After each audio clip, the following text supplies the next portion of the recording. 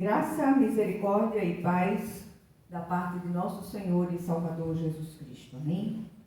Vamos abrir nossa Bíblia hoje no Salmos 1 e vamos lê-lo todo.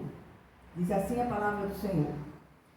Bem-aventurado o homem que não anda segundo o conselho dos ímpios, nem se detém no caminho dos pecadores, nem se assenta na roda dos escarnecedores. Antes tem o seu prazer na lei do Senhor, e na sua lei medita de dia e de noite. Pois será como a árvore plantada junto a ribeiros de águas, a qual dá o seu fruto no seu tempo. As suas folhas não cairão, e tudo quanto fizer prosperará. Não são assim os ímpios, mas são como a moinha que o vento espalha. Por isso, os ímpios não subsistirão no juízo, nem os pecadores na congregação dos justos. Porque o Senhor conhece o caminho dos justos, porém o caminho dos ímpios perecerá. Amém? Vamos orar. Senhor, nosso Deus e nosso Pai, que sejamos misericordiosos, que sejamos bem-aventurados, que o Teu nome, através de nós, seja glorificado, Senhor. Tira de nós todo o caminho mau e nos reconduz, ou nos conduz ao caminho eterno. E que tudo, Senhor, que tudo que fizermos, seja em palavras, em pensamentos ou em ações, seja tudo para a glória do Teu nome, Senhor, como para o Senhor e não para homens. Que seja assim em nome de Jesus. Amém. O desejo do nosso coração hoje é apresentar a vocês o caminho de Deus para a bem-aventurança, bem como o contraste entre o justo e o ímpio. Este salmo sapiencial trata da palavra de Deus, das bênçãos para os que meditam nessa palavra e lhe obedecem, bem como do julgamento final sobre os rebeldes. É muito interessante ler e meditar nas palavras de vida eterna contidas aqui. O salmo apresenta dois caminhos, o da bênção e o da maldição, ou do julgamento. Israel deveria escolher um deles. Jesus usa uma imagem semelhante em Mateus 7, 13 e 14, quando fala das duas portas. Ele diz: entrai pela porta estreita, larga é a porta e espaçoso o caminho que conduz para a perdição. E são muitos os que entram por ela, porque estreita é a porta e apertado o caminho que conduz para a vida, e são poucos os que acertam com ela. Aqui há um contraste visível entre o justo e o ímpio. Os teólogos chamam este salmo de prefácio do livro dos Salmos. E aqui a gente percebe que o autor e editor celestial, muito sabiamente, o direcionou para abrir este livro tão precioso. Pois as palavras deste cântico indicam o caminho para a bênção, assim como advertem em relação ao julgamento divino contra todos os ímpios de todas as eras. O Senhor tem sempre o melhor para nós. Jesus, em João 10:10, diz: eu vim para que tenham vida e a tenham em abundância.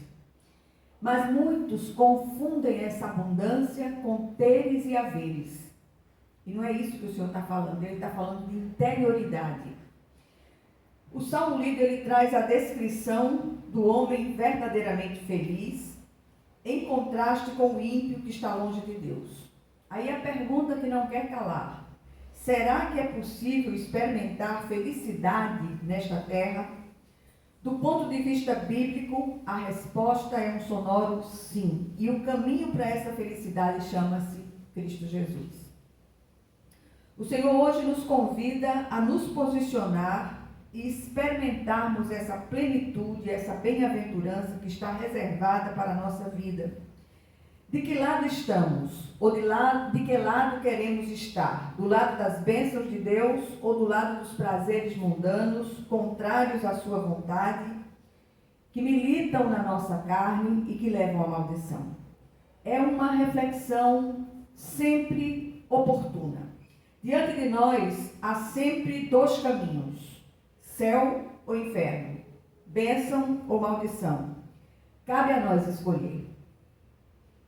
Um dia o grande general Josué se posicionou. Veja o que ele diz em Josué 24:15. É um texto bem conhecido e ele diz: porém, se vos parece mal servir ao Senhor, escolhei hoje a quem sirvais. Se aos deuses a quem serviram os vossos pais da além do Eufrates, ou aos deuses dos amorreus em cuja terra habitais, eu e a minha casa serviremos ao Senhor. Será que nós podemos fazer essa afirmativa de Josué? Eu e a minha casa serviremos ao Senhor. Josué disse aqui que preferia o Senhor. Ele se posicionou e foi abençoado. Gozou de altos privilégios, porque é isso que significa ser bem-aventurado. E que o Senhor, Ele abra o nosso entendimento, que o Senhor nos ajude a compreender essas coisas do ponto de vista espiritual. Nós vivemos um tempo de meninices espirituais, nunca visto. Jesus já veio, já derramou do seu Espírito sobre nós, mas ainda assim, no meio do povo de Deus, há uma tendência ao não crescimento, ao nanismo espiritual. E isso tem causado tanto problema, tanta dificuldade no meio do povo de Deus. O Salmo lido apresenta o contraste entre o justo e o ímpio. O justo, aquele que recebe a bênção de Deus, que foi justificado pela fé em Cristo Jesus e se torna uma bênção. Antes de mais nada, precisamos deixar claro que a bênção de Deus está diretamente relacionada à obediência, assim como a maldição está para a desobediência. Por isso, de nada adianta as manifestações de quebras de maldições, disso, daquilo outro, sem obediência. Então, maldição sem causa não se cumpre. E a causa da maldição é a desobediência.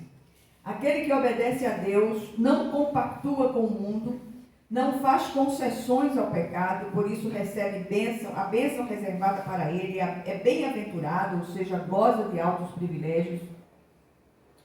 Vale a pena refletir em que conselhos temos andado, em que caminhos temos nos detido e em que rodas temos nos assentado.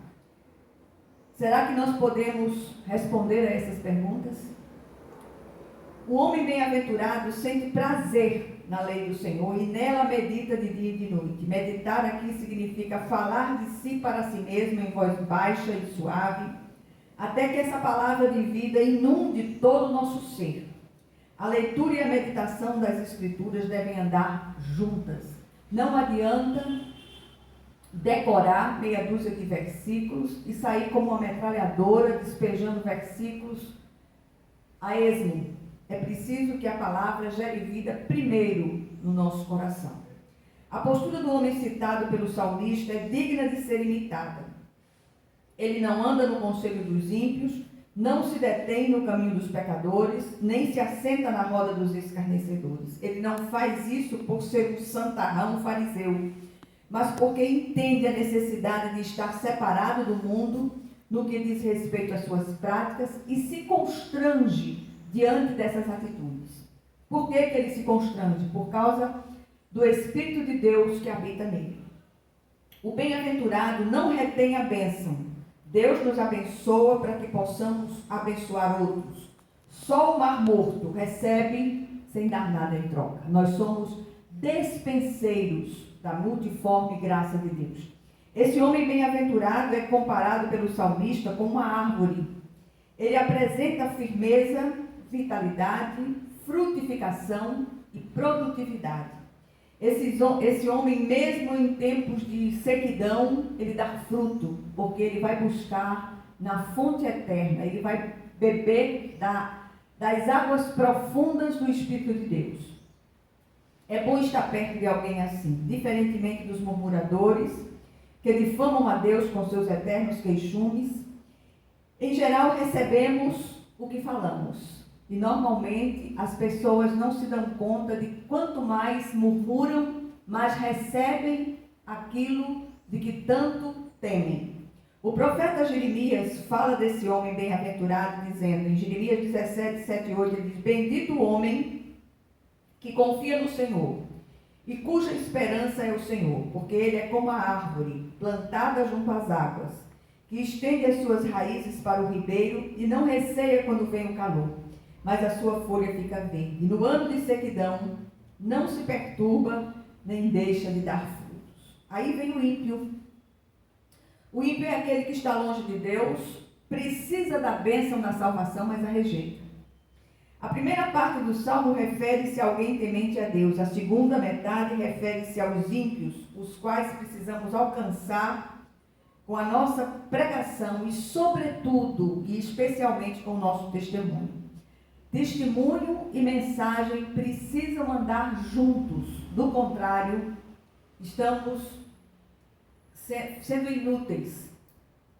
Os ímpios são todos os que rejeitam o Senhor, são pecadores porque erram deliberadamente o alvo estabelecido por Deus e são escarnecedores porque fazem pouco caso da lei de Deus e ridicularizam o sagrado, e de Deus não se zomba. Contudo, precisam ouvir a palavra do Senhor, e isso é tarefa nossa. Eles precisam ser abençoados com a bênção da salvação. O Senhor poderia fazer isso através de anjos, mas, por um ato da sua soberania e bondade, ele resolveu usar a você e a mim, apesar de nós. O estado espiritual do ímpio é morto em seus delitos e pecados. Esse homem sem Deus é desarraigado, e o salmista compara com a palha que o vento dispersa, ou a moinha, como diz a versão lida. A palha está destinada ao fogo. O Senhor termina o salmo afirmando que conhece o caminho dos justos, mas o caminho do ímpio, que o rejeita, perecerá. O salmo começa com a ideia de ser bem-aventurado e encerra com a sentença de destruição para os que rejeitam a Deus.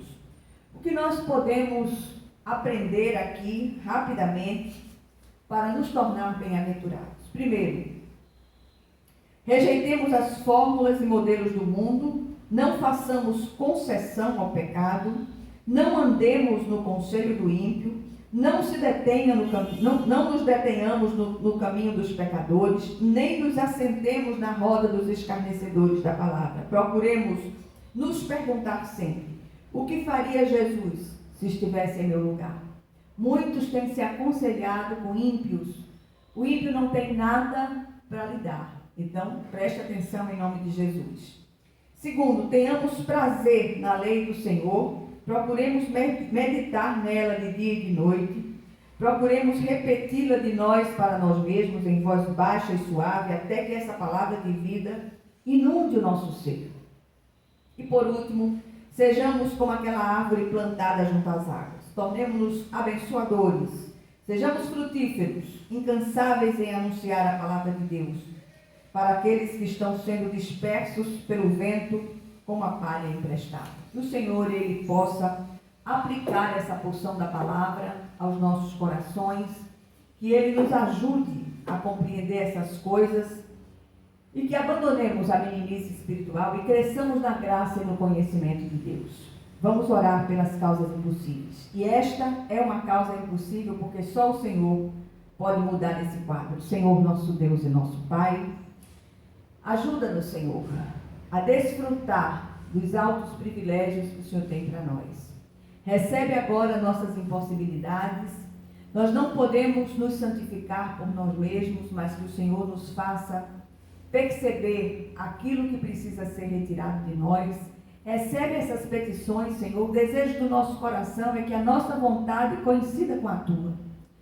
Mas que se não coincidir, Senhor, que o Senhor possa fazer prevalecer a Sua vontade, não a nossa. Que o Teu nome em todas as coisas seja em tudo, Pai, glorificado em nome de Jesus. E que a graça de nosso Senhor e Salvador Jesus Cristo, o amor infinito de Deus, o nosso Pai Celestial, que as consolações e comunhão do Santo Espírito estejam sobre todos vocês e sobre todo o povo de Deus, espalhado por toda a face da terra, desde agora e para todo o sempre. Amém, amém e amém. Que Deus os abençoe ricamente.